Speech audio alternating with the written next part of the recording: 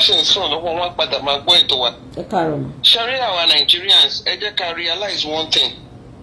Kò sí pastor kankan. This one is not all about Ademola o. Kò sí pastor kankan tó kọjá ìbáwí o. Ẹ má kàn jẹ́ ká máa deceive ara wa. In as much tó o bá gbé ministry yẹn kúrò lórí social media tó wá tọrọ public funds. You can call him Adi. Ẹ máa sọ̀rọ̀ àti orí social media yìí náà láti máa yọ ẹnu sí yín lára. If you claim you are holy and you don't see the validation, tẹ́ ẹ bá ti wá máa tọrọ owó lórí social media, your ministry will continue to respect you.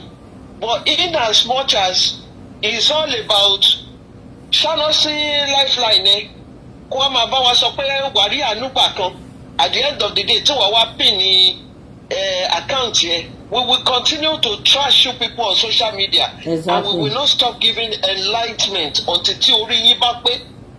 Ṣẹ́rí ẹ jẹ́ ká kún ara wa lé lórí ìkànnì.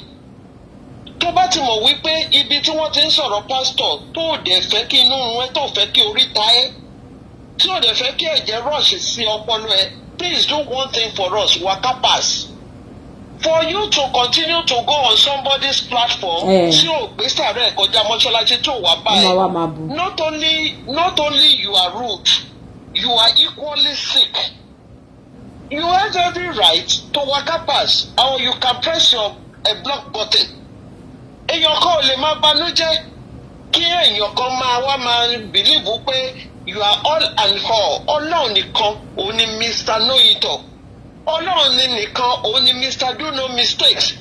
Somebody ò lè máa lo hide and seek a rule and divide approach. Kẹ́yìn kan wá believe pé Ọlọ́run yín ni. You can fall to hell if it's your Ọlọ́run or whatever you reference him to be. But àwọn tí ojú ẹ̀ là, àwọn tá a fẹ́ shit. On this platform, on this social media right away, somebody is on live chat lórí ọ̀rọ̀ Adémọ́lá tó sọ the good side of it. So if we are now saying the bad side of Ademola and you come and feel so hot, you have no business on this channel. Please respect yourself. Kewa ma insult in lórí page. It is nothing but rudeness. Maybe you guys are not enlightened up to that level. Ẹ jẹ́ kí orí yín pé gidi gan. Ẹni tí ò bá wá bá yín, you don't just come on somebody's platform and begin to provoke that person. It is morally wrong. Who pastor help? Ẹ ṣọ́ra yín gidi gan. Now back to Muideen. I as a person, like I said this morning, mo ní kì í ṣe gbogbo nǹkan tí Muideen bá gbé wá òun la máa gbà wọlé fún. Bẹ́ẹ̀ni, toró máa parọ́. Bọ́tà bá ti rí àwọn kan tá a mọ̀ wípé òótọ́ ni. Muideen máa parọ́. We should be able to point it out nítorí ẹni tó bá jìn sí kòtò ó kó ará ìyókù lọ́gbọ́n ni. Like I said, ministry tó bá tó gbagbá sùn lọ yẹ kò ní ìdásí máa pin account number. How often do they bring Baba Adeboye's matter? How often do they bring Baba Oyedepo's matter? How often do we bring Baba Taiwo Ojo's matter? How often do we bring Baba Biara? Even if Genesis kékeré yẹn, how often do people bring his matter tó sọ pé ó bá yàn? How often does Genesis àtàwọn pastor bẹ́ẹ̀ yẹn gbogbo wọn bẹ́ẹ̀ yẹn àwọn Mountain of Fire àwọn CAC Baba Ezekiah how often do they come on social media come and pin account ká máa sọ̀rọ̀ ká máa wẹnu wọn sí wọn lára. Baba Samson gbúdọ̀ dé náà. kéréje churches yìí náà tó ṣe wípé they will always come on social media divide and rule approach òun ṣe ní òun gbà mí. Ẹ wá gbé àwọn èèyàn wá ẹ wá fi wọ́n tọrọ public fund the next thing you are expanding your empire ẹ wá sọ pé káwọn èèyàn máa sọ̀rọ̀ on top of wetin na. Gbogbo wa náà la máa ṣe la máa dàgbẹ́ bẹ́ẹ̀. Muideen tó bá Muideen tó béèrè question táwọn kan dẹ̀ wà tó sì paint Agbala Gabriel gẹ́gẹ́ bí ọlọ́run wọn kò sígbà tí ò ní máa sí cause friction kò sígbà tí ò ní máa sí contradiction lórí matter yìí. Ẹ jẹ́ ká sọ̀rọ̀ nípa ìlà gbogbo nǹkan tí Muideen sọ yẹn èmi ò I don't think ọ̀rọ̀ Muideen àwọn ọ̀rọ̀ ẹ̀kọ́ kò wà kò ọ̀rọ̀ ìtìlẹ́yìn ká bẹ̀rẹ̀. It's true aunty níbi tó ti sọ pé ó bá yàwó òun sùn kò bá yàwó ẹ̀ sùn òpònú ni Muideen fọ́rọ̀ yẹn. Wọ́n ní Gabriel máa ṣe bá yàwó ẹ̀ sùn. Ìyàwó Muideen kéré sí i. Parọ́ ọmọ ni. Now ó gbàtẹ́ ní ẹ fẹ́ ran Muideen lọ́wọ́. How can èèyàn dúró sí ẹ̀gbẹ́ ẹ because some of those clips ni wọ́n ti cut the other day nígbà tó ń sọ̀rọ̀ suit. You remember what I told you? Mo ní suit Adémọ́lá ni mo dẹ̀ challenge mo ní tó bá sọ pé kò rí bẹ́ẹ̀ mo ní kó wọ suit yẹn. Pé kó wọ bẹ́ẹ̀ ni sọ. And I went ahead and I quoted mo ní Muideen is nothing but size 28. Èèyàn tó lo size 28 ẹ kó suit size 32 sí lọ́rùn. Ìgbà tí mo ti wo suit yẹn yìí tẹ̀ sọ wípé the same thing wà ti best man you guys are not right and you are not being truthful. Even the pattern tí wọ́n fi sew suit yẹn ó yàtọ̀ sí èyí tí Muideen kó sọ́rùn. Then anybody that is seeing Muideen on that wedding day, you will see him as a man that is not happy. Nígbà tó ń force ẹ̀ ṣe gbogbo nǹkan ni. Kí ni Muideen bá dé ibi pé ẹ̀ ń gbé lọ sí court marriage? For what purpose? Ṣé Muideen ó wà enlightened to that level? Nígbà tẹ́ force ẹ̀ ṣe gbogbo nǹkan tó ń ṣe yẹn ni now.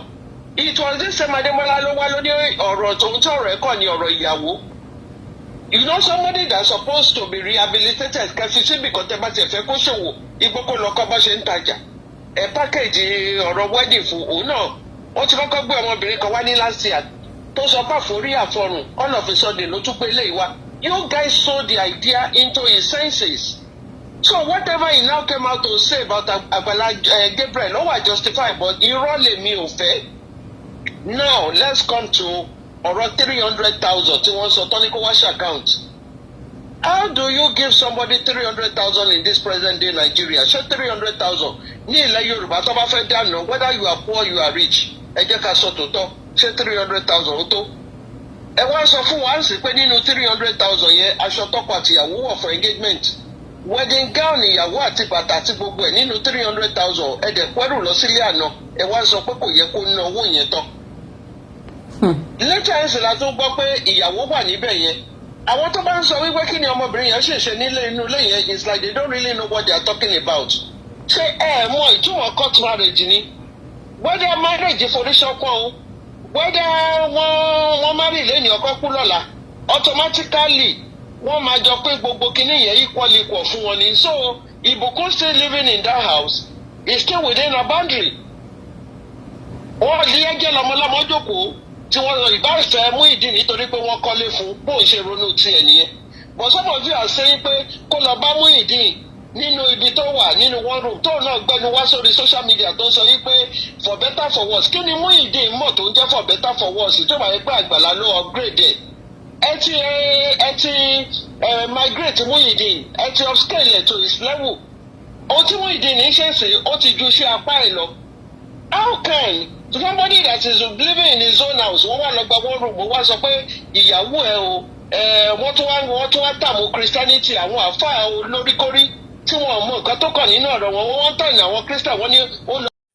Masali kaoribaya kasaidaya gaba gbọ́rọ̀ àṣẹ látẹnu mi ìwọ tó lè ṣàmì lórúkọ Jésù ọ̀dájú ogun tó ní tòun bá rẹ́yìn òun ò ní padà lórúkọ Ọlọ́run bàbá tọmọ tẹ̀mí mímọ́ iná Ọlọ́run kò jó dànù orúkọ mi ní Prophet Ṣólóyè Táíwò bàbá orí òkè àṣẹ àtagbára látòrí òkè àṣẹ àtagbára tó wà ní Gbẹ̀ǹkú area Olódó garage nílùú Ìbàdàn máa sádàdí kàfà gbọ́ọ̀rọ̀ Olúwa ọ̀dájú ènìyàn tó ń bá ọ rìn tó lóun ní jẹ́ kó rógòlù láyé irú ẹni bẹ́ẹ̀ lórúkọ Jésù idà ọ̀run kó gé wọn dànù wòmísà Olúwa rán mi sí ọ̀pọ̀lọpọ̀ àwọn ènìyàn kí ni tó Olúwa dẹ̀ fi rán mi sí ọ òun náà ni pé má sọ ìrètí nù dádì àti mọ́mì jọ mo bẹ̀ ọ́ ó lè ti gbàdúrà lóòótọ́ ó lè ti gbààwẹ̀ lóòótọ́ ó lè ti lọ oríṣiríṣi orí òkè lóòótọ́ ṣùgbọ́n sá Olúwa ní kí n sọ fún ọ pé gbogbo ohun tó ń béèrè tó ti rí yẹn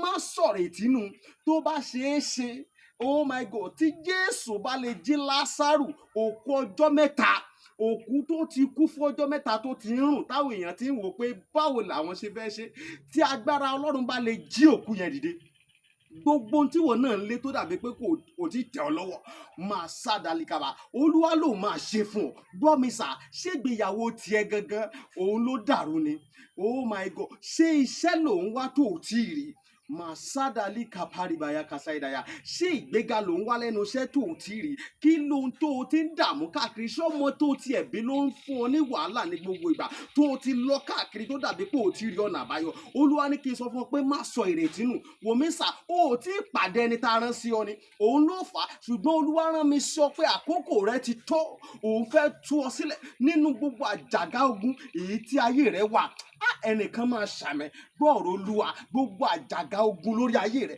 gbogbo àjàgà ogun lórí àyànmọ́ rẹ, lórúkọ Jésù iná Ọlọ́run kó jádànù. Wòmí sà, bóyá o tiẹ̀ wà lókè òkun ò ń ṣiṣẹ́ ṣùgbọ́n síbẹ̀ ò lákòjọ, bóyá o tiẹ̀ wà lókè òkun ò wáwé ìgbèlú ṣùgbọ́n ó ti dààmú káàkiri ṣùgbọ́n dàbí pé kò tí ì tẹ̀ ọ́ lọ́wọ́, bóyá o tiẹ̀ wà lókè ní Nàìjíríà tí wọn náà ń lé visa ṣùgbọ́n tó jẹ́ pé gbogbo ìgbà ni wọ́n ń decline visa rẹ̀, gbọ́ ìròyìn ayọ̀ rèé fún ọ.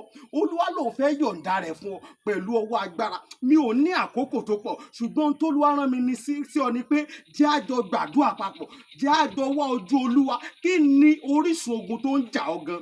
Wọn ò tí ì rí orísun ogun tó ń jà ọ́ ló fi dàbí pé kò tí ì sí ọ̀nà àbáyọ. Jẹ́ kí n gbàdúrà pẹ̀lú rẹ, jẹ́ n sọ́nà fún ọ. Tí Olúwa bá sọ fún mi lórí ọ̀rọ̀ ayé rẹ, ìwọ náà jájọ gbàdúrà lé lórí. Kó o wá wò pé ṣé lóòótọ́ ṣé wòlíì ni mo pè ní àbí kì í ṣe wòlíì. Wòmí sà, tó o bá pe wòlíì, ìwọ kọ́ ni wàá ṣàlàyé orísun ogun tó ń jà ọ́. Wòlíì l'Olúwa máa mí sí tí ó sọ àṣírí ogun tó ń jà ọ́, tí wàá sì rí i pé lóòótọ́ àṣẹ ni t'Ọlọ́run rán sí mi rèé. Wòmí sà, ọ̀pọ̀lọpọ̀ àwọn ìyanu ló ń ṣẹlẹ̀ lórí òkè tí mo ti ń bá ọ sọ̀rọ̀ yìí ṣùgbọ́n mélòó ni mo fẹ́ tẹnubọ̀ nínú àwọn ìyanu tó ń ṣẹlẹ̀. Ṣùgbọ́n wọn náà lè gbìyànjú, jájọ gbàdúrà, má jẹ́ kó sú ọ, jájọ gbàdúrà. Mo máa ń sọ ní gbogbo ibi tí n bá dé, màá sọ fún ọ pé ọjọ́ tó bá lọ sọ pé ò ṣe mọ́, ìjọ ẹ̀ báyìí náà lógun ti borí ayé yẹn. Lórúkọ Jésù ogun ò ní borí ayé rẹ. Ẹ̀rọ ìbánisọ̀rọ̀ tí wàá fi pè mí fún àdúrà àti ọ̀nà àbáyọ sí ogun tó ń jà ọ́. Bóyá àwọn tiẹ̀ fẹ́ mọ àṣírí ogun tó ń jà ọ́, pè mí jẹ́ n gbàdúrà fún ọ kí n dẹ̀ sọ àṣírí ogun tó ń jà ọ́ fún ọ. Nọ́mbà yẹn rẹ o, orí WhatsApp nọ́mbà gangan tí wàá fi pè mí sí, òun náà ni +234 70 25 47 54 27 +234 70 25 47 54 27. Lórúkọ Jésù àánú máa yanjú ọ̀rọ̀ rẹ. Gbogbo bí tó ti dé tó dàbí pé kò sí ọ̀nà àbáyọ, ní kété tó o bá ti ń pè fún àdúrà, lórúkọ Jésù wàá rí ọ̀nà àbáyọ. Ògo ni forúkọ Olúwa. Jésù Olúwa wa. Àmín, àmín, àmín lórúkọ Jésù. Stay blessed in Jesus' name. Mary ní ìlànà kèfèrí. Ṣẹ́rí báwọn bíbù yìí bọ́ ṣe fi ẹnu wọn já wáyà tó ń ṣe wọ́n rọrùn bọ̀ tàníkà báwí. Àgbàlá Gabriel tó lóun fẹ́ràn èèyàn tó joyè yìí pé òṣèré fún yàn olóṣòtì because wọ́n ti jẹ́ kó máa bá tiẹ̀ lọ. Ókè o, nǹkan báyìí á ti rehabilitate ẹ o. Ó ní òun fẹ́ ṣe bí ẹ lọ gbalé fún, kí lẹ bá débi tẹ̀ ralẹ̀ fún Muideen, kí lẹ bá débi tẹ̀ kọ́lé fún, kí lẹ bá débi tẹ̀ tí ń rèsẹ̀ ju higher standard low standard tó wà. Ẹ wá ṣe gbogbo ìyẹn tán, orí wá di ibi. So in as much as tí àwọn kan ṣì wà lórí ìkànnì ṣẹ́kẹ́yìndé àbí kí ló lóun jẹ́ tó lóun fẹ́ lọ gbowó òun padà. Àninú mi dẹ̀ dúpẹ́ àwọn èèyàn sọ fún pé you never pay into Muideen's account. Kò sí bá ṣe dislike Agbala Gabriel àwọn nǹkan tó bá ṣe dáadáa like you rightly came out yesterday tó dẹ̀ ní ó yẹ like I said mo ní ó yẹ kó lọ take a court injunction so that he can drop that name Agbala Gabriel. Ohun tí Adémọ́lá bá ṣe tó bá dà we will continue to say it that we love him. Àwọn tó ń bú Joyce wọn rí yẹn, wọn ní rí show yẹn. No, actually, see, I don't like the way Nigerians reason. Just like this issue of Davido and baby mama. Simply because you love Davido does not mean that everything he's doing is right. No. So when people are goofing, you should be able to let that person know. Because everybody bounce off okay, Ademola, this is where you did it right, and this is where you did it wrong. Ọmọkùnrin yẹn ti sit tight, kò ní máa believe pé ayé ń gbà tòun, àwọn kan ń gbà tòun. Ẹ yé jẹ́ ká máa support èèyàn nínú àwọn ìwà ìbàjẹ́ tí ò bá yé mu. Èló náà ń ta suit pátápátá wá ta suit yẹn ní 35,000 naira. Ṣé òun fúnra rẹ̀ single-handedly? Ó di inú mi jáde pé ṣọ̀rọ̀ yẹn ó jókòó tí ó dẹ̀ wá sọ fún gbogbo ayé pé after all tó bá láṣọ mẹ́jọ òun lòun ní méje nínú bẹ̀. Ṣó tiẹ̀ ní ni that was his language. Ẹ̀yin kan dẹ̀ wọ̀ ẹ̀ ń clap hand fún ẹni kọ́ má sọ̀rọ̀ ẹ̀. Ṣé báwọn kan jáde tó ń gbèjà ìtàn sọ̀rọ̀ nípa Muideen? Tẹ́lá yẹ pé mo ìgbà tí wọ́n ti sọ̀rọ̀ yìí tí gbogbo mọ́tà yìí ti lọ tẹ́lifọ̀dì ò jáde láti wá support Adémọ́lá mọ́ Muideen náà àtọwọ́ ọmọ ẹ̀ bá ṣọ. Ẹ̀jẹ̀ tóbi ló ń fúrò lára òun fúnra rẹ̀ náà. Kì í ṣe pé Muideen ló pa irọ́ nínú gbogbo ilé tó sọ recent nsì ìyàwó tó fẹ́ nínú church ló ti rí tó ti toast ẹ̀. All of a sudden you now want out to ṣé kó a máa borí ni àbí kọ́ lọ wẹ̀ ní wọ́n ká ni. He himself should know that Ìbùkún will never succumb to that nonsense. So for you to marry the girl tó o bá fẹ́ mọ́ automatically inú ilé yẹn tó bá tiẹ̀ bá yín ta ó sọ ọmọ yẹn dolówó fúnra rẹ̀ ni ìfà ló wọlé tán So before ká tó máa dá ẹjọ́ wèrè kan ká tó máa bú èèyàn kákàkiri ìwọ náà kọ́kọ́ fi ṣe ọ̀rọ̀ rẹ̀ náà. Tó bá ṣiṣẹ́ nílùú òyìnbó téèyàn kan tọkànlédé gbé wèrè kan wálé ní tó gbé ẹranko kan wá lọ́la. You have every right to talk okay you don't want. Ohun Adémọ́lá fúnra rẹ̀ like I said inú chọ́ọ̀chì tí ó kó àwọn èèyàn sí inú chọ́ọ̀chì tí wọ́n lọ no board of trustees no elder council nothing just one man made. Ayé ti sọ̀rọ̀ wọ́n ní kó lọ ṣe account. He refused to do that. And you want to tell us that person is an upright person. Èló náà fi ń ṣe foundation account. Pátápátá kò gbogbo ọ̀rẹ́ ju 48 hours because tó bá ti lọ fill form yẹn wọ́n sọ wọn pé kó máa lọ. And come before the close of that day wọ́n máa send account number foundation yẹn wọ́n send ẹ̀ sí ẹ lórí email and your SMS. So kéèyàn kan yé máa nù wá ó wá sọ pé ẹ ti ń ṣiṣẹ́ odindi ọdún kan náà fi ń ṣe company account ni àbí odindi ọdún kan náà fi ń ṣe foundation account. And it does not really stop. Okay, ìgbà tí mò ń wo Àgbàlá ibi tó lò wà yẹn mo rí tó ti ṣe fẹ́ǹsì yẹn tó ti extend ẹ̀ lọ. Of recent is still coming back ó láwọn fẹ́ ṣe convention tó múra fún you are still seeking public fund oníkọ́wára cement on whose name now? On whose name? Ìwọ bí òkè empire ẹ̀ adé sọ fún yín pé ìbúrò yẹn yín náà yára yín ní brain if you don't fancy Nigeria if you left Nigeria and you don't really want to come back ṣé ìwọ fúnra rẹ ò lè lọ gba mortgage ilé ibi tó wà ní? Or you don't know what you can do even that you don't even come to Nigeria you can as well buy land in a genuine place so you go bẹ lọ sálàwùsá you can buy in your state wọ́n dẹ̀ lọ bẹ wo ṣe gbogbo paperwork yẹn in a place that is developing mákànlọ́ra ilẹ̀ kan sínú gbọ́kàn kó wá máa sọ pé ó máa develop in 10 years ibi tó ti ń develop even their small shares you can buy now mo wo kiri stock market ní àárọ̀ yìí because mo ní àwọn stock valuers kan tí mo máa ń follow. Something that somebody bought 0.80 kobo. As at this morning, OTD 9 naira 9.88 kobo. So what about you know for take on waste to what time got the if those are so if those are the kind of things that you invest your money in, exactly. And then by the time you now reap your dividends, you can now decide to do charity on your own. All in the name of Boju wèrè kan. Mukoko mi mukokora rẹ. Àdúrà àgbà. Tí wọ́n máa wá rí ànúgbà ọ̀nì Monday morning oṣù sínú ilé ẹ̀ ó jáde àgbàdo wà mẹ́ǹsì ó aṣọ obìnrin gbogbo àwọn tó lọ jókòó sínú church ẹ̀yẹ. Kọ́jà yẹ pé wọ́n lọ gbé àgbàdo kọ́ máa ṣe kalẹ̀ they are making money. You see Nigerians our mental kidney is so blocked that we don't really know how to think.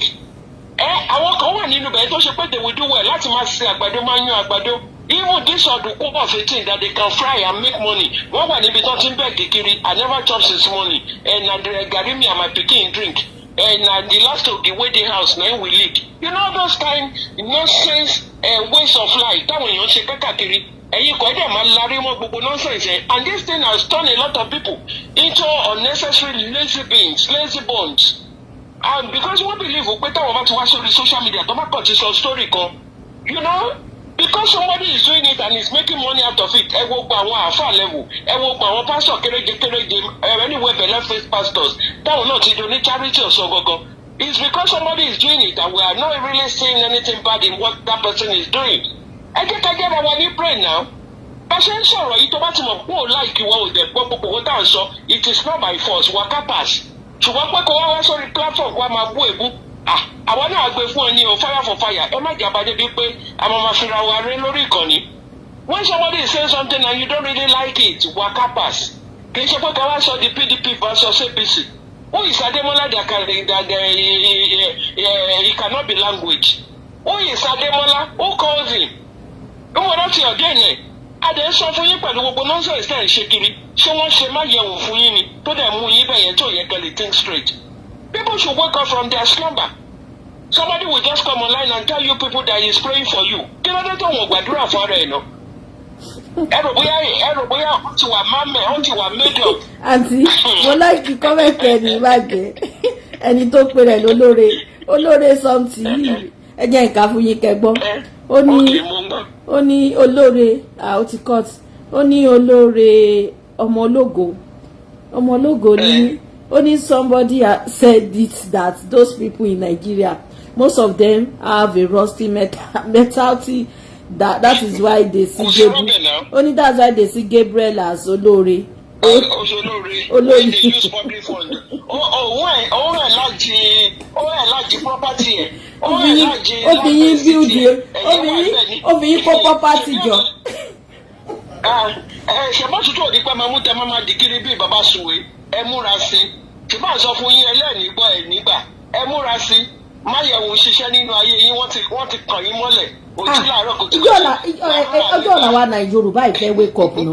Èèyàn fi ní build empire ẹ̀. I so gutted they are irritated. O kàn jí láàárọ̀ o gbé mọ́tò ẹ̀ o ṣáná sí o tẹ live chat wàá rí ànúgbà. Meanwhile mo ti pín account number o. Wàá rí ànúgbà. Ọ̀gbọ́n sọ kókó lọ ṣe ra àgbàdo. Àǹtí. Ọ̀lọ́rọ̀ pineapple kò bẹ̀rẹ̀ sí níbẹ̀. Ṣé mọ̀ pé àǹtí. Fruit salad. Ṣé mọ̀ pé ìyàwó Tinubu ṣé mọ̀ pé woman yẹn ó fún wọn ládvice báyìí àwọn ọmọ Nàìjíríà rèé ó ní kẹ́ lọ máa ṣe farming. Ó lóun fúnra ra òun gan ó lóun gbin tòmátò sẹ́gbẹ̀ẹ́ léun bẹ́yẹn. Eléyìí owó fọ́nẹ́sì ni pé ṣé dídì rétí táwọn pásítọ̀ ṣe ń gbowó lọ́wọ́ àwọn ọmọ ìjọ ó sì pọ̀ jù. Ẹ máa kú ẹ̀yin máa jí nínú AC ẹ máa tan jẹnẹrétọ̀ mọ́jú ẹ máa ní mọ́tò bíi 5 sínú ilé sínú kọ́mpáàdì ní ìjọmọ ìjọ òní kọ̀ọ̀kan ẹ lè fọmọ ìjọ lẹ́yọ̀kan náà níbi tẹ́sítíǹjì dé. àṣọ ara Agbala Gabriel báyìí nìkan à ń sọ̀rọ̀ àwọn pásítọ̀ tó wà involve tó jẹ́ pé wọ́n ṣe gẹ́tì sí. àti wọ́n ti wá ìwọ tó mọ̀ pé ayé mi àti. Tí bá máa plan ní finance ẹ̀ níbẹ̀ yẹn òun gbá regret pé òun wá sórí ibi yìí láti wá máa béèrè owó. Surely that farmland enough is enough to feed that vicinity alone. Ṣé bá àgbàdo ló ń rìn right now? Bó ṣe ń ṣe yẹn á gbin ọ̀pẹ will take him 3 years. Àgbàdo dẹ̀ tí wọ́n báyìí. And by the time tí ó bá bẹ̀rẹ̀ sí ní ṣe epo fúnra rẹ̀ kó tẹ̀ wá máa ṣe for exportation, honestly this boy can never be poor. He does not need all this nonsense. Now it's because he has a very mental, blood brain. What you say gbogbo yẹn á gbin ẹ̀wà sí kọ́nà kan. Á gbin gàrí now in Nigeria is real money. Á gbin ẹ̀gẹ́ kó tẹ̀ kó irun ní ọbẹ̀ yẹn kó máa ṣe kíní fúnra wọn. Á ṣí pure water whatever. Sí ẹ̀gbẹ́ kan tó ṣe pé whatever is realizing there, he will not use it back to give back to the society. But he refused because he's a lazy bull. Very lazy. A máa sọ fún ẹ pé wàá rí àánú gbà. Ẹjọ́ ẹni tó bá máa èèyàn rí àánú gbà àǹtí èèyàn rí àánú gbà láì o pásítọ̀ kan gbàdúrà fẹ́ pé wàá rí àánú gbà o ò lọ bí iṣẹ́ o ò lọ bí tó ti máa. Jesus Christ. Irú àwọn pásítọ̀ wo ló wà láyé? Ẹ jẹ́ wake up go and do backyard farming. Go and utilize your God-given brain because tobacco sin. Talent tọ́lọ́run fún ẹ tó tàpù ẹ̀. Adébọ́lá ní talent refuse to use it. Mo kọ́kọ́ rẹ̀. You guys should wake up from your sleep. Because ẹ ti sùn ọpọlọ yín ti sùn gbogbo kan ṣe yín. Wàrí ànúgbà. Àti mo fọ́nẹ́sì pàtì tó máa tún ṣe ni. Àwọn pásítọ̀ yẹ ẹ̀mọ̀ kan tó máa ṣe. I'm not even to emphasize on Agbala now. Ẹ túmọ̀ kan tó máa ṣe ni pé all these pastors wọ́n wá sọ pé wọ́n pe ọ́tà kọ̀ ó yá between 24 hours ẹ lọ mú 50,000 wá ẹ máa rí nǹkan tó lọ́ọ́ máa ṣe títí 24 hours ti máa fi pé kò ní sí kọ̀ọ̀kan. Jẹ́ ká x-ray àwọn online pastors yìí. How many of them has come on social media and talk about salvation? Kò sí o. Àfi múwa. How many of them has called and even deliberate on the word of God, break it into a simpler form that you will really understand? How many of them go to highlight maybe somebody is sick now and you now decided to pick a scripture in the Bible that talks about sickness and healing, and you now open people's eyes to be able to see why they have to sit at the word and not some yemiwo or shaking. How many of them have done it? And you want to tell me that person is a pastor? Nigerians should wake up. Honestly, people should wake up. If you want to give somebody money freely, maybe you also they were inspired by what I said and I put it to practice and it works for me. Nobody is talking about that one now. You can do that one to your pastors. But can you Jenny Arokutukutu Monday go channel see live chat? Go ma sọ fún ẹ pé mo fẹ́ gbàdúrà fún ẹ. Wàá rí àánú gbà. Are you sleeping? What happened to your own spiritual life? Wàláì, àdúrà tó. Àdúrà. God, it is your word that said one man and cast down and shall be builded up. As I go out today, let me run into the favor. Prove your word in my life and let me know that the word is real. Because through the word there was formation on the surface of the earth. So as I put this word into practice, I want it to work for me. Somebody I want to your faith.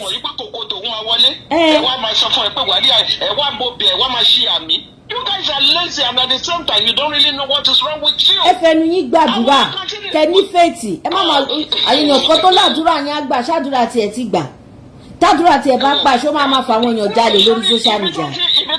Ibi tó ti ń rìn kiri tí wọ́n engage God's giving brain wọn ibẹ̀ náà ti ń wọ iṣẹ́ àwọn pastors wọ̀nyí. Kí lẹ́nu yẹn sọ ìwọ fúnra rẹ̀ ò gbọ́dọ̀ explain ilé ayé ẹ̀ ni. Honestly pastor tó máa gba owó lọ́wọ́ mi tí wọ́n yẹ pé mo fún ẹ willingly they never born the person. Because the kind of word God tell me go sọ fún ẹ fúnra rẹ̀ as a pastor wọ́gàn wàá jókòó wàá ronú pé ó dàbẹ̀ ní pọ̀rọ̀ yìí it is real. But you begin to roam about ẹ wá tẹpa sójú kan ìwọ tó débi ń pa wàá wá sọ pé I don't drop 500 naira I drop 1,000. Are you sick? Wọ́n ṣe ẹni àbí kí ló ràn pẹ̀lú ẹ̀? Let us stop all this pettiness and really face the reality. All these ebinde pastors, wọ́n ti mọ̀ pé yìí ní iṣẹ́ wọn, wọ́n ti mọ̀ pé yìí ní báǹkì wọn. Ẹ jẹ́ ara yín. Kí lè bá kiri gan yàrá lóyìnbó yẹn gan tẹ̀tẹ̀ mọ́ gan tẹ fẹ́ fi owó ṣe. Nígbà tí ìṣe pé wọ́n forí yín gba pàrọ̀, some of them are even going in Nigeria. Ọ̀pọ̀lọpọ̀ wọn ló talé, ọ̀pọ̀lọpọ̀ wọn ló yá owó tó fi wá sí lóyìnbó. Whatever you are facing there, God is there for you. Kò síbi tọ́lọ́run ò síbi gbogbo lọ́lọ́run wà. Ìwọ fúnra rẹ̀ náà tiẹ̀ bọ́ sí kọ́nà kan nínú ilé ẹ̀ o lè jáde ń ṣètò òun ti ràn ọ́ náà ṣe bí wọ́n ló dá ọjọ́. I want to put this word into practice. You know these are things I do and it works for me.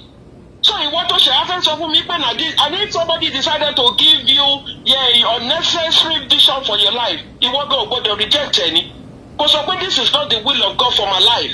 Because you see that Bible that a lot of you don't really know how to use. That is a solution giver to your life. When somebody is trying to tell you what God has not, Satan is trying to tell you what God has not done in your life, can't you slap the devil with what God has been doing? Who God is in your life? What He has been to your children? So fún yín pé máa wáyé ẹ̀ ní problem ni.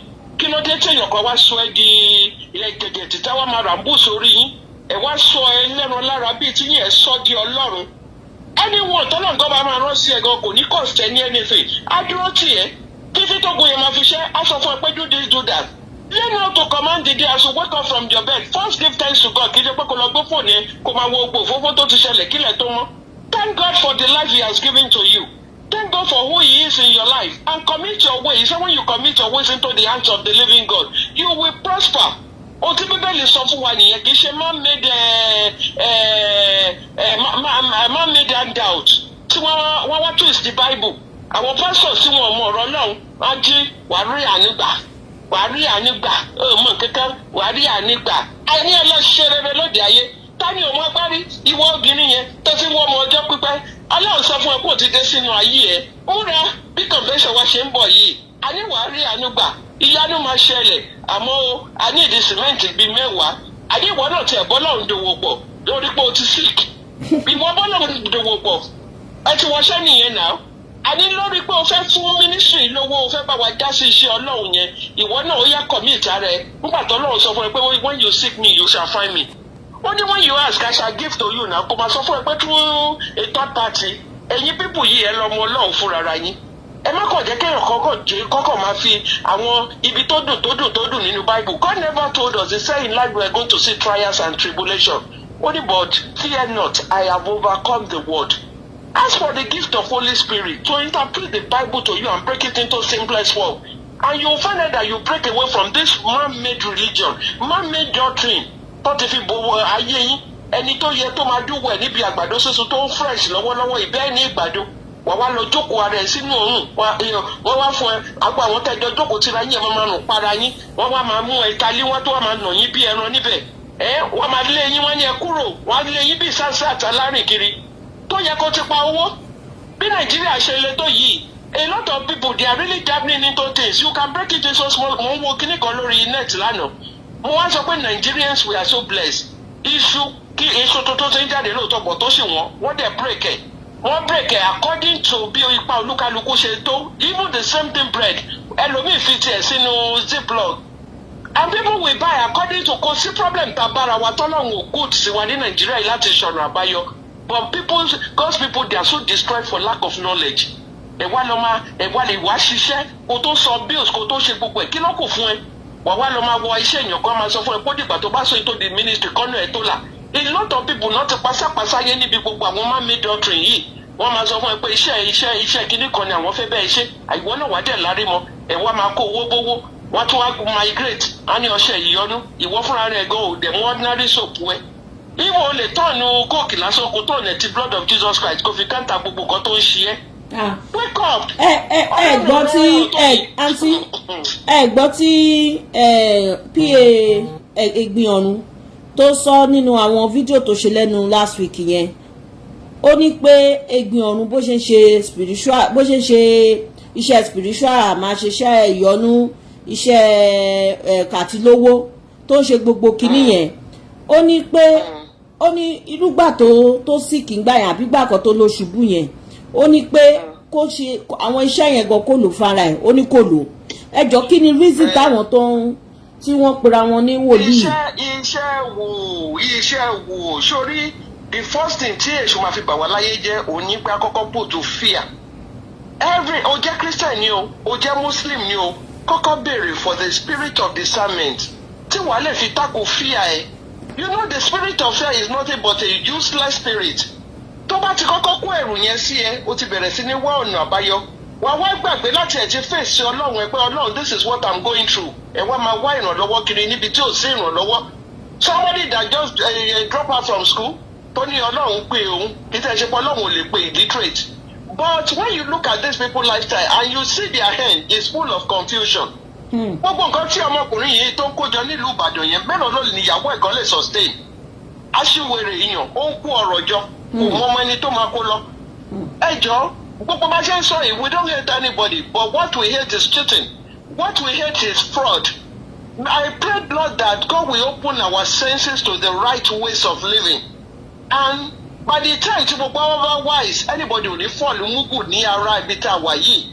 You see why we're so frustrated as Nigeria is because a ti mú Ọlọ́run kúrò ní ìgbésí ayé wa a fi Ọlọ́run sí ayé ẹ̀. Ṣèbí bí Nigeria ṣe lè tó yìí so many people they are not fraudulent but they don't really know what is going on in the country because they don't want to fall for bad news. Nigeria issue does not move them because they look at their sources that they don't operate by Nigerian budget. So I just pray for everybody that God will open our eyes of understanding and not direct to us síbi tá ti máa gbọ́rọ̀ Ọlọ́run tó máa liberate wa from all these dirty and naughty people that are just everywhere. Tákàṣọ sọ́run tó á sọ̀rọ̀ àwọn di Ọlọ́run kéékèèké lórí ayé. Joyce, I have to go. All right. Okay, yeah. Thank you, man. Welcome. So, ẹni tó béèrè nọ́mbà lẹ́kan tó bá fẹ́ tẹ́ bá fẹ́ pè wọlé ẹ lè pè wọlé bẹ́yẹn. Ṣé rí Muideen jáde ó ń sọ pé Agbala pé kó tó few days to his wedding pé this so-called man of God yìí ó nà òun. Tẹ́ bá lọ wo fídíò ńjọ́ wedding yẹn bó lè yan ṣe máa ṣe wedding tí inú ò ní dùn tó jẹ́ pé kò tí ṣe wedding rí ẹni tó ti ṣe rí gan 3-4 times gan tó bá máa pàpà tún ṣe again àti smile ó máa rẹ́rìn Muideen ò rẹ́rìn nínú fídíò yẹn tẹ́ bá rí nígbà tó ń rìn lọ òun àtìyàwó ẹ̀ tó múra wọn lọ́wọ́ dání bó ṣe ń ṣe bí gbà tó nǹkan tẹ́ pé kò ń ṣe tán fọ́ọ̀sì ẹ̀ ṣe gẹ́tì sìn ok why tí Agbala tó ṣe ń na ọmọkùnrin ní few days to his wedding mo sọ fún yín nínú ìgbà tá bẹ̀rẹ̀ show yìí pé gbogbo nǹkan tí Muideen bá sọ kò ṣe gbogbo ẹ̀ náà lóòótọ́ ṣóyé kò sẹ́ni tó hate nobody is hating on Gabriel mo fẹ́ kẹ́ get fact yẹn dáadáa torí it's like ẹ̀yin kan wà tẹ́ pé you are still mix it up you think ó come for him ó hate ẹ̀ àwọn ọ̀rọ̀ kọ̀ọ̀kan tí Muideen sọ ní fídíò tó ṣe ní blogger tán interview ẹ̀ lánàá tó sọ àwọn point tó wà important sí mi lèmi mú jáde. Àwọn ibi tó sọ pàgbàlá kágbàlá pé tí ó bá pàgbàlá ń fẹ́ ìyàwó òun ni, kí ló dé tí ó release ìyàwó òun? Tí ó bá pàgbàlá tí ń bá ìyàwó òun sùn ni, gbogbo yẹn mi ò believe yẹn. Ṣe get nsìn, because Agbala níyàwó sílé, aside pàgbàlá níyàwó sílé, tí èèyàn bá tiẹ̀ máa wá jẹ kíní wá tiẹ̀ jẹ tó nítumọ̀ náà. Tágbàlá bá tiẹ̀ wá fẹ́ wá dípò pé ó fẹ́ máa ṣe máa lójú síta, máa fẹ́ girlfriend, ṣé irú ìyàwó Muideen yẹn láwa máa sọ pé òun fẹ́ ni? Tó lórí aspect pé ó sọ pé ó ń báyàwó òun fẹ́ra wọn jọ ń ṣe yẹn, ẹ mọ̀ pé kò ń ṣàkọ́kọ́ tí Muideen ti sọ lélẹ́yìí. Ìgbà tó rọ̀ wọn àti Agbala ṣẹ̀ṣẹ̀ bẹ̀rẹ̀ ńgbà yẹn náà ó tún sọ mọ́rọ̀. So irú yẹn sìn èmi ò fi pé kò tí lè worst bíi pé kágbàlá Gabriel kó ṣe kí ni kó máa fẹ́ ìyàwó Muideen. That's not true. Are you getting me? But why will Agbala, báwo ló ṣe máa nàyàn few days to his wedding and you call yourself a pastor? Ọmọkùnrin sọ náà ṣé like seriously, where is your conscience? That's why sometimes when you are doing this your prayer, mama, the way I dey look you sef, I go say, are you for real? Ọlọ́run máa fọwọ́ lẹ́rán máa wò ní ìgbà tọ́lọ́run. See, that's right, tọ́lọ́run ṣe yàtọ̀ sáwa, because Ọlọ́run máa wò pé bóyá ó ti máa lẹ́mí ronú pìwàdà. Are you getting me? Because ọgbà tọ́lọ́run máa ti pé náà eléyìí ò rẹ̀ dí àti yípadà lọ́lọ́run wá dá sẹ̀rí àfonítọ̀hún. Lọ́dí sàkámàjẹ tẹ̀ máa ń ṣe yìí, àwa kọ́ àṣọ àwọn gọ́líbù tó ti fi búrẹ́dì kó ní kíní lọ o. Àwa move by gbogbo sàkámàjẹ tẹ̀ ń ṣe. When you are praying for someone láàárọ̀ kùtùkùtù Monday, ìtagbàlá ti ṣe láàárọ̀ ẹni o, àdúrà àgbà kíní kan á ṣe kíní kan á ṣe. Ẹni tó ń sọ fún yẹn kó jókòó lórí, kó má lọ bí tó ti yẹ kó lọ ṣiṣẹ́ ojú tó ti máa lọ wówó. Ṣé owó yẹn máa akọ̀ṣe ẹnu ọ̀nà yàrá ẹ̀ á dẹ̀ wọlé ni? So àwọn kan tá à ń sọ leléyìí pé kò sí pé yàn kan dà sọ́wọ́n somebody is dating on you. Ẹgbọ́n kan tí Muideen sọ ní báyìí. Mo gbọ́dọ̀ ṣe àkáǹtì bá a ṣe náwó yẹn. Ṣẹ́gbọ́n, how will you be asking because you gave someone $300? If you are asking for Muideen to come and give you an estimate of how he spent that money, Agbala, I'm not throwing this question to you. Muideen, nígbà tó gbé nínú gọ́tà àbí tó ti gbé nínú gbó agijù tó ti gbé Muideen did not ask for your help. Up to now, this guy is still saying it that he's not ready to stay in that house. Wo bó ṣe waste, bó ṣe láàbí ṣe wá àwọn ọmọ Nàìjíríà rere. Téèyàn bá tẹ̀ fẹ́ ṣoore fún yàn wá fi lẹ́ni tó fẹ́ ṣe fún tó bá pè á sí ẹ̀.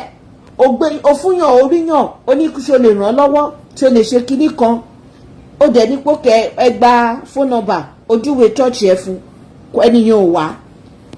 Kò yẹ kó wo pé eléyìí ò tí nídìí ẹ̀, tó bá nídìí ẹ̀ bó yẹ kó tọ̀ ẹ̀ wá. Ìwọ fúnra rẹ̀ wá kúrò nínú ilé ẹ̀. Níbi tó desperate dé tó ń wówó dé owó social media. Gbogbo àwọn tí mo mọ̀ tó ń ṣe pastor lórí social media yìí, ilé tí bá rántí orúkọ wọn, àwọn bàbá CAC yẹn, bàbá CAC tó elite president, bàbá tó jẹ sí president CAC sí, bàbá yẹn wọ́n máa ń ṣe prayer wẹ̀. Ní tẹ́ bá rántí orúkọ bàbá yẹn jọ rán mi létí. Bàbá tó ń jẹ́ president tó jẹ́ general overseer CAC sí, this bàbá wọ́n máa ń ṣe prayer ní online. I've never seen this baba as much as they have fans tó láwọn èèyàn. I've never seen this baba o kàn lọ ṣe monetization pé kí Facebook máa sanwó fún wọn. I've never seen the baba Taiwo. Baba Taiwo ojoojúmọ́ náà máa ń ṣe prayer fáwọn èèyàn. Baba yìí máa gbàdúrà ogun máa jábọ́ lára ẹ̀. I've never seen this baba kàn lọ sọ pé báwọn ṣe ní pop ó mọye èrò tí bàbá yẹn ní ju ẹ lọ. Gabriel, mi ì tí rí kí bàbá yìí kó ṣe kíni kàn lọ ṣe pé ṣé ẹ rò pé bọ́n ṣe wà yẹn tó máa fẹ́ monetize wọn, ṣé ẹ rò pé wọn ò ní máa gbowó monetization ni? but ibi tí wọ́n desperate dé Agbala ó ti sáré ṣe monetization. Your ways are not pure, to be honest with you. Koye, all you after gbogbo tó bẹ́ẹ̀dì tó ló lọ rà fáwọn tó ló lọ rà bẹ́ẹ̀dì fún láàárọ̀, if I may ask you, of which o máa mọ̀ pé kò tí mi sọ tó tọ́ ni. O gbé lọ orphanage home, that which is okay, which is fine.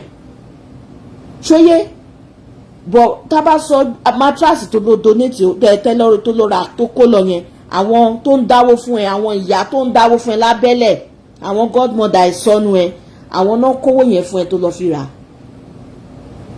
Ìgbà tó wá ṣe ó yẹ kó present ọ̀rọ̀ pé màmá ayé màmá tẹ́ bá wa dá sí kinní yìí òbí tó ti ń kó àwọn kinní yẹn fún wọn o, a ti fi jíṣẹ́ o màmá, àwọn gbogbo ẹ̀yin tẹ́ dáwó tá fi ra bẹ́ẹ̀dì fáwọn orphanage yìí o, àdúrà yín máa gbà o, kó ṣàdúrà fún wọn ní at that spot. But you go there, you go present to say na you dey do am, as you say the money na your pocket the money dey come for. These are the things. See, mo sọ pé I don't see you as ẹni tọ́lọ́run. You know, all these real men of God, we know them by their fruit. We shall know them. When you see a real man of God, instinct will tell you, but this is a pure man of God. Tí o ṣe pé ó wá di kankan mímọ́, o ṣe pé gbogbo orúkọ Ọlọ́run nìkan ló believe in. Orúkọ Ọlọ́run, a real man of God, wọ́n máa sọ fún ẹ pé yẹ gbé omi sókè. Omi yẹn wọ́n gbàdúrà sí. Wọ́n gbàdúrà sí ibi tó ń wà. Anointing tọ́lọ́run fún wa flow, á wọnú omi. Àwọn èèyàn á mú wá bẹ̀rẹ̀ sí ní signs and wonders. Those are the real man of God we are talking about. You never see them. Kó wá máa fi account wọn máa fi gbowó. Kó máa fi tax àwọn general public. Kó máa fi gbowó. Kó jẹ́ pé empire ti ẹ ló kàn fi build. Selfish interest ti ẹ ló wà after. Kò yé. Ìtàwọn ṣe lọ́dọ̀ platform wa tí wọ́n ń bíbà. Àwọn create awareness ni.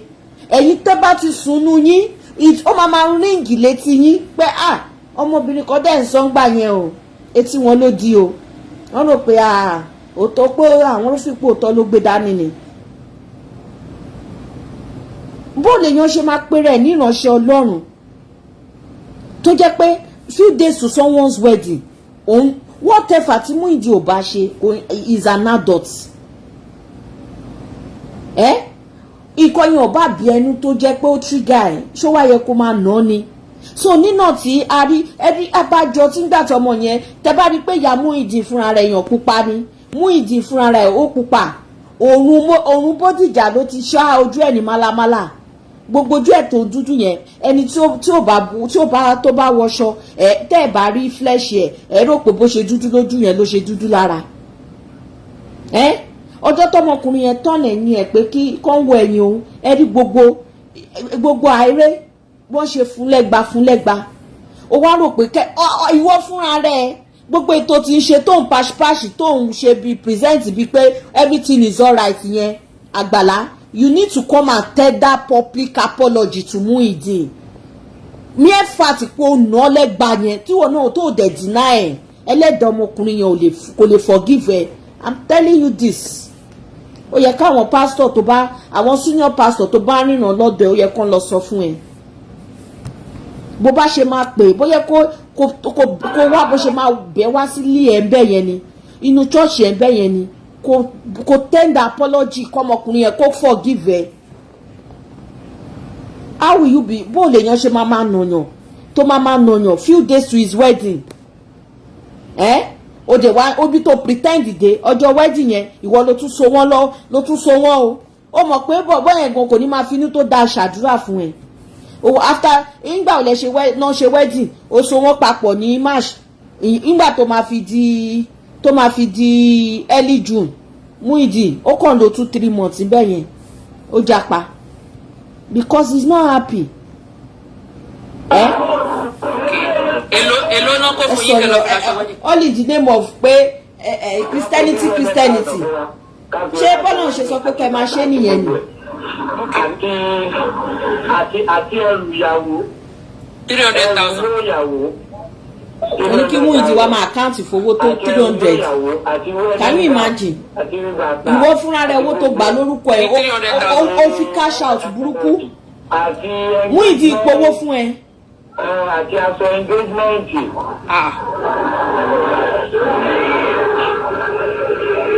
So aṣọ tó wá wọ̀ níjọ́ tó wọ̀ ní church yẹn suit yẹn ṣé wọ́n rán fún ẹ ṣé ètò wọ́n rán ni.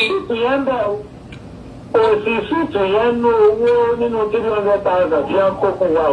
Ok suit tí wà àti torí mo rí pé suit kan náà. Suit Agbala Gabriel tó ti wọ̀ kù tẹ́lẹ̀ àwọ̀kù àlòkù suit tí Agbala Gabriel tó ń lò tẹ́lẹ̀. Ìwọ tó fi rẹ́dẹ̀dì sí nọ́mbà tukọ̀ yẹn bọ́lọ̀ ṣe máa fi rẹ́dẹ̀dì sí gbèsè ayé ẹ̀ nínú ọdún yìí nìyẹn. Ẹ̀yin olórí burúkú somebody tó ní ṣó bá ń ṣe ṣó tí ó bá mọ̀ pé kan tó ń sọ kò tálì pẹ̀lú gbèsè ayé ẹ̀ wá dẹ̀ wà kápás kò ní yẹ bó ṣe fi rẹ́dẹ̀dì sí ṣó mi yẹn bí rẹ́dẹ̀dì yìí bó ṣe bí rẹ́dẹ̀dì nǹkan bí rẹ́dẹ̀dì ò ní tán ní gbèsè ayé ẹ̀ nínú ọdún yìí. Torí mi rò pé mo ṣépè fún whosoever tẹ́bálẹ̀ ń fún ní support ń bíbá ẹ̀ ṣóyé ń sìn tí má ti ṣe tán máa ṣáyà láyé ẹ̀ sí blocking. Súùtù yìí ò kì í ṣe súùtù tuntun àlòkù súùtù tí Agbala Gabriel lò tẹ́lẹ̀ tó wọ̀ tẹ́lẹ̀ ló gbọ́ fún mi. But aṣọ kan náà but suit kan náà ni wà àti kíní jọ best man jọ wọ̀ náà wọ́n ní suit kan. Ẹ̀rí kọ́lọ̀ súùtù yẹn èmi best man lọ ra materials kọ́lọ̀ suit. Tó rán. Lọ ra materials kọ́lọ̀ suit yẹn. Ẹ rí i pé ṣàìṣàì ò sí lára títí bẹ́ẹ̀ tó sí best man wọ̀. Ok. Ṣàìṣàì wà níbi títí ọ̀dọ̀ tèmi tó mi wọ̀. Ṣàìṣàì wà lára tọ̀dọ̀ tèmi tó mi wọ̀. Wọn kò sí ṣàìṣàì níbi tọ̀dọ̀ títí best man. Ok. Níwà ààrí natural quality títí tọ̀dọ̀ tèmi yẹn gangan. Ok. Àwọn ará kọ́pì fún best man. Ló ṣe náà tọ̀dọ̀ tẹ̀. Wedding gown tíyàwó rẹ̀ wá wọ̀ nǹkan ta ló ní. Nínú 300,000 yẹn la ti ra wedding gown yẹn. Ó ga o. So kí ló wá fẹ́ gbà kí ló wá fa ìyà ní wedding kọ́la. So kí ló wá fa ìyà ní wedding kọ́la.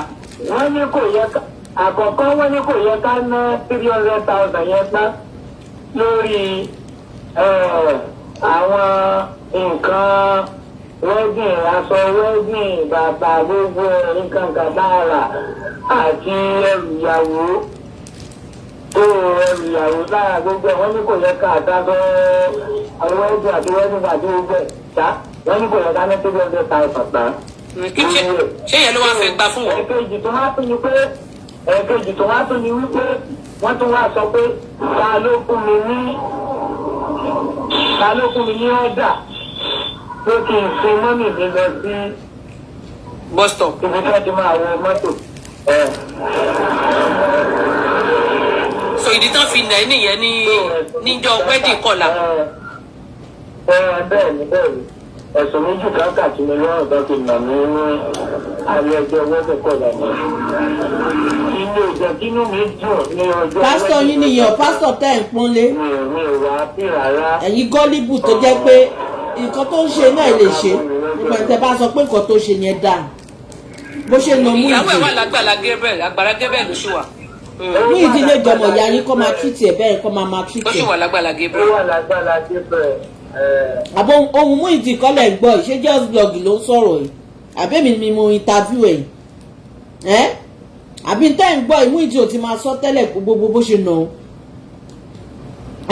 ọmọ yẹn tó sọ Muideen tó sọ pé òun ò lè lọ bẹ̀ yẹn mọ́ ẹ rò pé kò mọ̀ nǹkan tó ń sọ ni kò dáná gbogbo àwọn nǹkan tí bó ṣe nínú ẹyọ kan tó nà tí Alhaji Oríyọmí gbé wá ìyẹn ní kọ́kọ́ ó ti ń na ọmọkùn ó ti ń tìjọ bó lè yan ìyá èèyàn wá kíyàn ó fẹ́ kó tiẹ̀ ní freedom ni irú oore wo nìyẹn ṣéyàn ṣoore fúnyàn tó tún di pé wàá sọ̀rọ̀ ẹ̀dọ̀ Ọlọ́run ni èèyàn ṣoore fún yàn tẹ̀tẹ̀ fẹ́ kẹ́ni yẹn kó tún ní freedom kò jayé ẹ̀ ni ìyá èèyàn wá kíyàn ó lọ ó sin ìyá ẹ̀ jáde ó dẹ̀ ti torí ẹ̀ ó tún ná ní few days to his wedding òun sọ pé ṣé ìbíwọ náà ló ṣe wedding àbírú wedding ìyá ẹ̀ ṣe church wedding gbà tí yín ni ṣé wọ́n ṣe bí wọ́n ṣe nàwọ́ nìyẹn ni Gabriel àwa jẹ́ àdúrà àgbà Olúwa ṣàánú èdìgà gbọ́ gbogbo sàkámà jẹ yẹn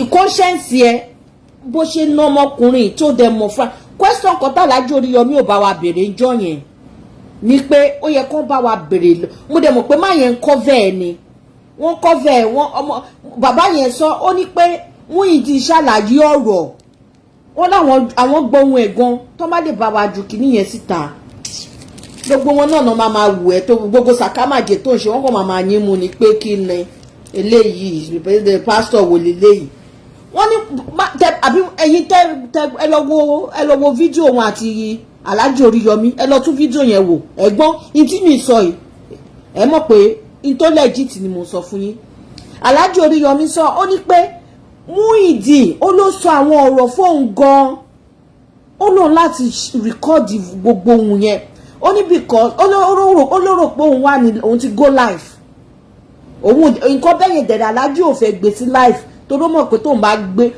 bá gbé Gabriel sí live òun ti finish ẹ̀ dànù má yẹn ṣe níṣe pa yéèyàn ní tọwọ́ òun bàjẹ́ ní Alhaji Oríyọmí nínú nǹkan question tàlájú tó bàbá wa béèrè ńjọ́ yẹn mo dẹ̀ mọ̀ pé torí pé ẹ̀ ń cover ẹ̀ ni tó bá jẹ́ àwọn tó ń gbẹnu sí máìkì wa ní station yín ni ní FM station yín àwọn kúlẹ̀kúlẹ̀ ọ̀rọ̀ lẹ máa béèrè ó yẹ kẹ́ bá wa béèrè bí Àgbàlá ṣe wà bẹ́ẹ̀ pé àti ẹ̀ ti tọ́ ẹ̀ mélòó ló ti nà Muideen k'Àgbàlá fúnra wa kó kú fúnra rẹ̀ bá wa dáhùn question yẹn ẹ mọ̀ pé kò because Muideen máa wà lórí ìdúró tó bá parọ́ ọmọ yẹn máa sọ̀rọ̀ ẹ lọ gbéyàwó church ìyẹn náà léyàn tó ń fẹ́fẹ́ ó ló sọ pé dídọ̀ church yẹn ló ti gbúdọ̀ fẹ́yàn irú pásítọ̀ wo nìyẹn tó máa compulsory ẹ̀ fúnyàn tó máa mandatory ẹ̀ fúnyàn pé inú church òun ló ti gbúdọ̀ fẹ́yàwó ìwọ ló fẹ́ máa bá wọn rìnrìn ìgbéyàwó after the wedding wọn ló fẹ́ máa bá wọn rìnrìn àjò wọn ni tàbá wá ń sọ̀rọ̀ síbi tọ̀rọ̀ wà ẹ̀yìn àwọn kan akóyínlé jẹ́ blog ó ń bú pásítọ̀ tó jẹ́ 419 pásítọ̀ gbàgbá pásítọ̀ tó jẹ́ pé kó máa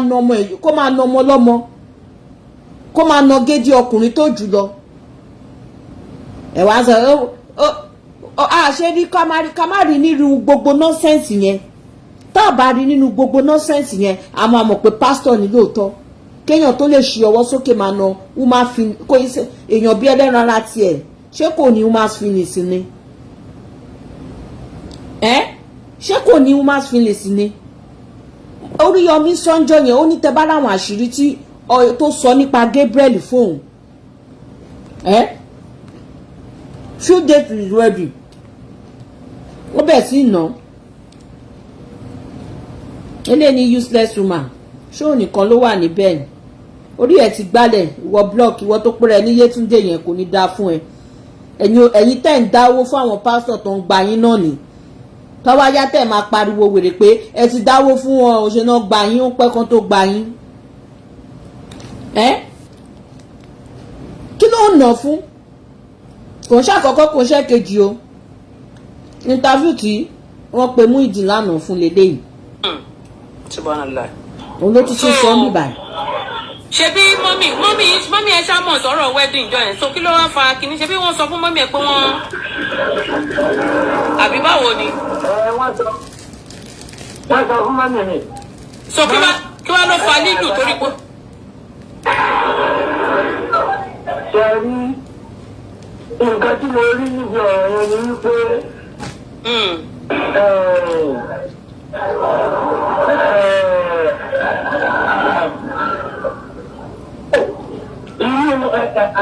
irú Àgbàlá Gabriel lò sí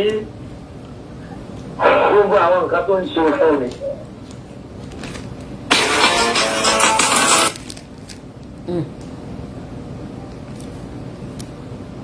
Ibo ni kíní yẹn tiẹ̀ wà? ẹ̀yin náà ẹ jẹ́ ká sọ tòótọ́ náà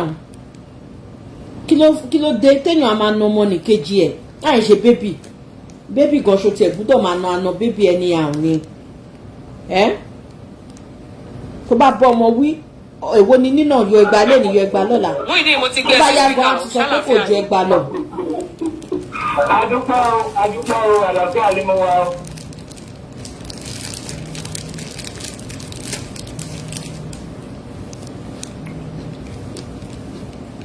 Hello. Ẹ máa kú iṣẹ́ o sísà. Dájú wa ẹ káàsọ̀ sà. Ṣe rí ọ̀rọ̀ àwọn èèyàn wa ní Nàìjíríà. Bẹ́ẹ̀ni. Èyí ẹni tó bá ti ní orúkọ tàbí ẹni tó bá lówó lọ́wọ́ tàbí ẹni tó bá jẹ́ bí gbajúmọ̀ láwùjọ òun ni wọ́n máa ń wà. Ó sì ń fà á tí ẹgbẹ́ ń mú kí orílẹ̀-èdè wọ́n dà bó ṣe dà yẹ. Torí pé díẹ̀díẹ̀ ni nǹkan máa ń bàjẹ́. Nígbà bá dé bá yé àwọn èèyàn bàjẹ́ tán wà ní ayé àwọn ọmọ ti bàjẹ́ o. Ìgbà tí ń bàjẹ́ pọ̀ tó yẹ kí wọ́n máa fura tó yẹ kí wọ́n máa kọ́. Wọn ò ní kọ̀ǹgbà náà. Ẹ̀rí pé Nàìjíríà ń sìn àwọn tó wà níbi alága ìjọba ìbílẹ̀ àwọn aṣòfin àtàwọn gómìnà àtàwọn wọ́n ti sọ̀rọ̀ àwọn dọ̀bálẹ̀ lórí. Àwa ní sì ń sìn. Tẹ́ bá fẹ́ sọ̀rọ̀ kan sí wọ́n mọ búlí yín ni. Wọ́n ní ẹgbẹ́ òṣèlú kan ló ń ṣiṣẹ́ fún o. Kọ̀fẹ́rẹ́ ti bẹ lórí oyè ní o. Wíwárà àsùnwó wa nìyẹn jẹ́. Tẹ́ bá kọ̀ǹpilẹ̀ gbójú ọ̀nà yín ọ̀dà Nàìjíríà wọn lè fẹ́ fi sọ gómìnà lẹ́nu ni. Tẹ́ bá nílé ìwé kan ọ̀dà wọn lè fẹ́ fi sọ gómìnà lẹ́nu.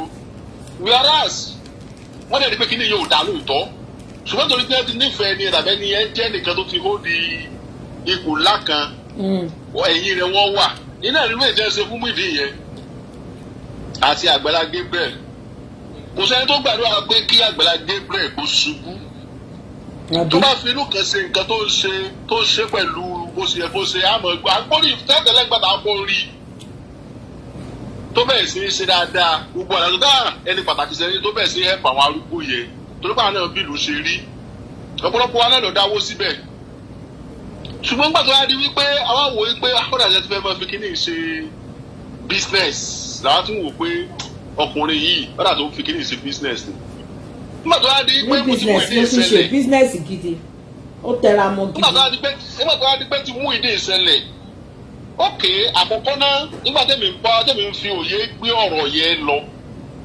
obìnrin yẹn ó ti wà nínú chọ́ọ̀chì yẹn tí Agbala Gabriel ti mọ ìṣòro ayé rẹ̀ ó ní fibroid bọ́dà tí fibroid yẹn náà ló gbé nínú chọ́ọ̀chì yẹn tí ń nọ́ọ̀sì Agbala Gabriel dẹ̀ rí pé Muideen inú ìṣòro kan ló wà àbí ẹni tó ló mú lónú gọ́tà tó lọ fẹ́ sọ nìyẹn gidi tó wà lọ gbé tó ní ìṣòro fibroid sí ẹ tí ò tí tó mọ̀ pé kò níyàwó tó lọ gbé ìṣòro ẹni tó ní fibroid sí láyà ó bẹ̀ pé afẹ́jọ mẹ́fẹ̀ẹ́ ayó ti fúnni ló pò dí ọ̀pẹ́rù nìyẹn torí pé ẹni tó ń gbàdúrà mi pé kí wàhálà rẹ̀ ọ̀sẹ̀ tí ò tí ì sàn tó wà lọ gbé fẹ́ tẹ́sítẹ́ fẹ́ yọ kúrò ní wàhálà ó bẹ̀ pé wàhálà promax yẹn ẹ wá bì yẹn lẹ̀ géńdé ọlọ́run lọ́jọ́ wẹ́dì kọ̀la ẹ wá da dùbúlẹ̀ kẹgbàábù tẹ́ bá wo Muideen níjọ́ wẹ́dì yẹn ẹ rí i pé fọwọ́ mú etí báyìí tẹ́gbẹ́ lórí odò kò rẹ́rìí gbogbo wọ́n kàn pákéjì ẹ̀jọ́ ẹ ni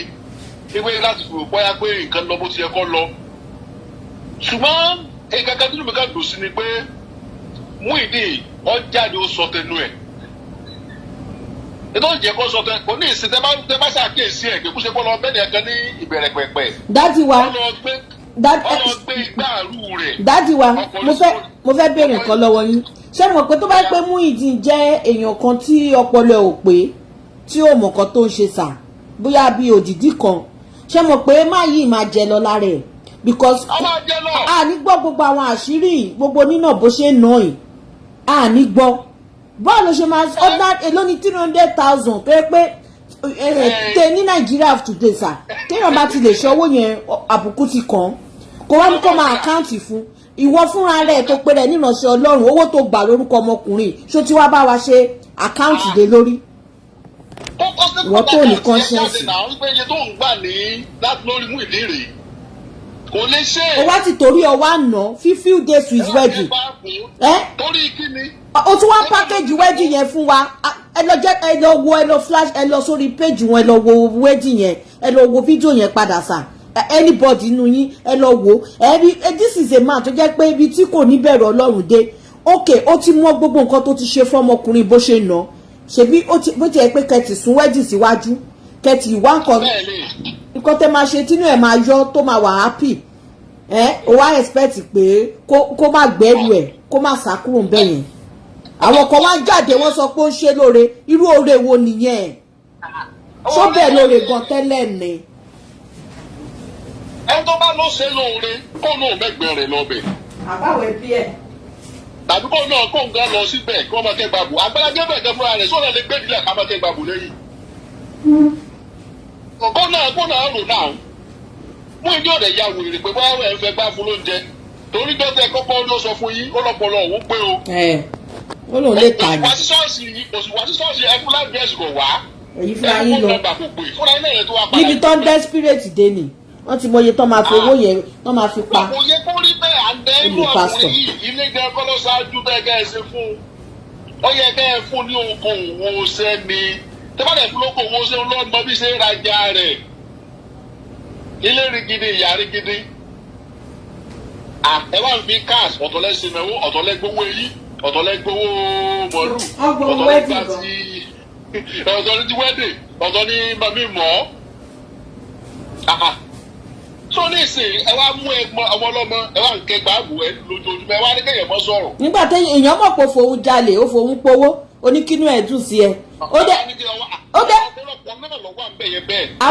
àwọn èèyàn béèrè lọ́wọ́ ẹ̀sà pé ṣó lákàá.